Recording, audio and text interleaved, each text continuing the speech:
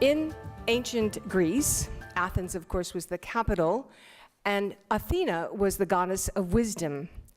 And so we have chosen to, the first word in the Athenaeum Symposia is derived from Athena, the goddess of wisdom. And we know that in each of our events, we will be gaining bits of wisdom. We are all excited to welcome Lilly Ledbetter to our campus.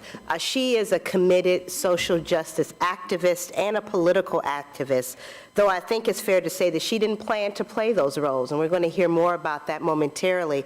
I think it's so appropriate that she's here at a community college, very much so because our mission, as was described earlier, is about empowering our students to change their lives and enriching the life of our community. Many times that means that we play an activist role in our community to do so. Tonight, we are so fortunate to have her here to speak to us and to share her story with us at Montgomery College at our Germantown campus, to tell her story in her own words. So without further ado, I welcome Ms. Ledbetter to the podium.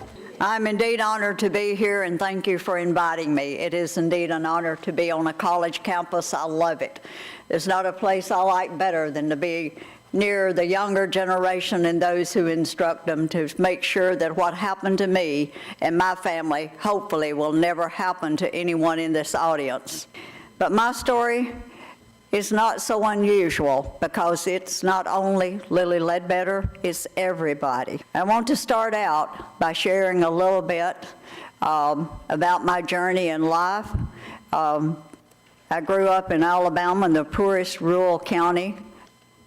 But in early 1998, I went into work, and it took 25 years seniority to rate a day shift. So all my career, I worked night shift.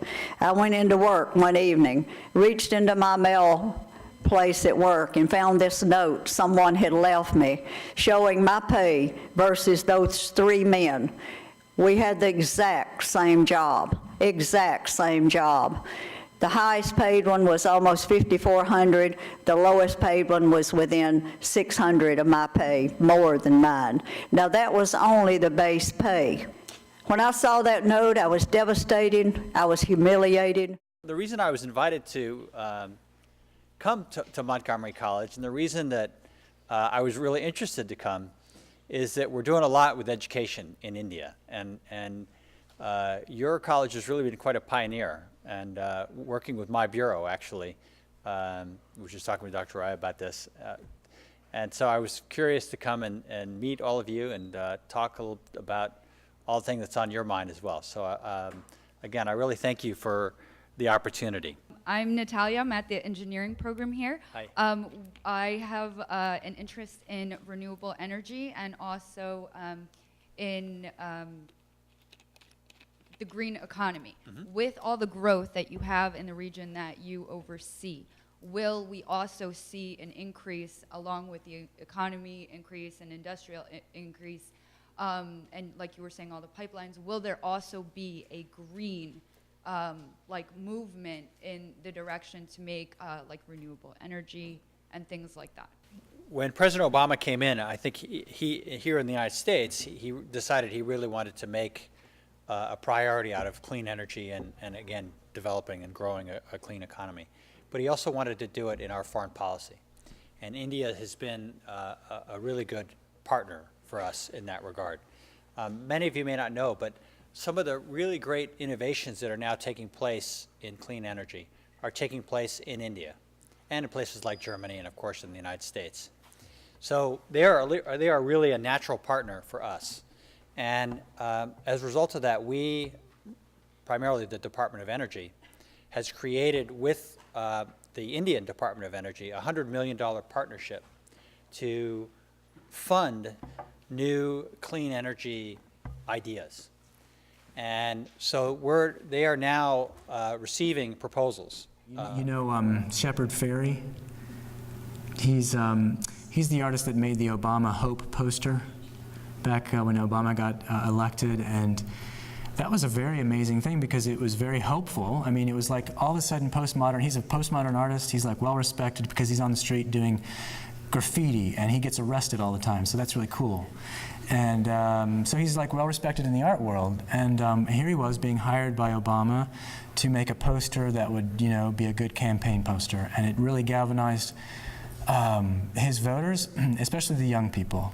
So we have the freedom within the structure of the script itself to find ways of focusing on this or that or the other thing. In order to play that up, we decided to set it in sort of modern-day Russia.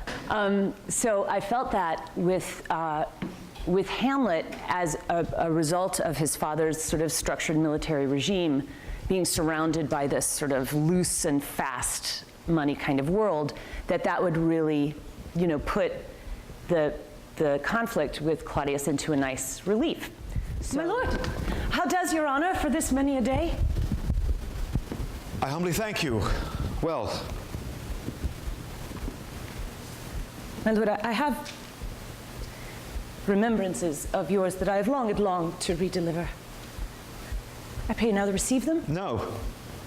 I mean, Mark Twain was more a moralist than an author, I think. He really wanted to leave his readers with a message. And I take for Connecticut Yankee and King Arthur's Court, it really deals with the issues of monarchy, an established church, the importance of separation of church and state. I mean, a lot of these themes come through, certainly Huckleberry Finn and Pudd'nhead Wilson deal with issues of race.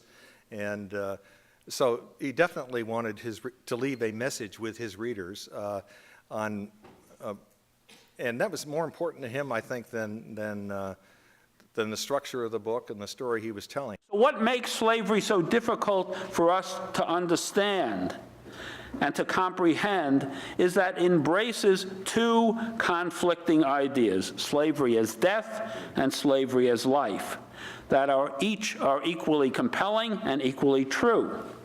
One states that slavery is one of the great crimes of human history. The other, that men and women transcended that crime and created something new, perhaps grew stronger before it.